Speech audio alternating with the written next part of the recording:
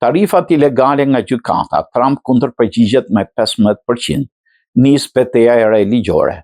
Administrata Donald Trump ka rritur me 15% tarifën e re globale, duke ndryshuar nga niveli fillestar prej 10%, vetëm pak kohë pasi gjykata e lartë i shpallit palish me tarifat e vendosura me ligjin e emergjencës. Një goditje fort për shtëpinë e parë në përballjen me kompetencat ekzekutive. Vendimi i gjykatës rrëzoi mekanizmin kryesor ligjor me cilin Trump kishte vendosur tarifat masive ndaj partnerëve tregtar, duke hapur debat të madhe dhe përfatjen e miliarda dollarëve të mbledhura deri tani. Po në vend që të tërhiqet, presidenti ka zgjedhur një rrugë të re ligjore, duke përdorur një tjetër bazë juridike për të vendosur tarifat, këtë herë me normë dhe me të lartë 15%.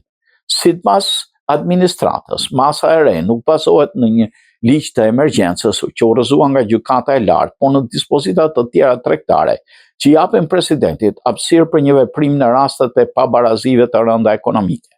Kritiket e shohin këtë si një manovër për të anashkaluar vendimin e gjykatës, ndërsa mbështetësit e Trump thonë se është një mënyrë për të mbrojtur industrinë amerikane. Ndërkohë betejat ligjore vazhdojnë pasi bizneset kërkojnë kthimin e parave të paguara nga tarifat që tashmë janë shpallur të palishme.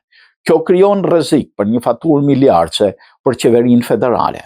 Pra tarifat u shpallën ilegale nga gjykata e lartë, por Trump hap një front të ri ligjor dhe rrit me 15%, duke çuar përplasjen me gjyqësorin dhe partnerët tregtar në një fazë edhe më të ashpër.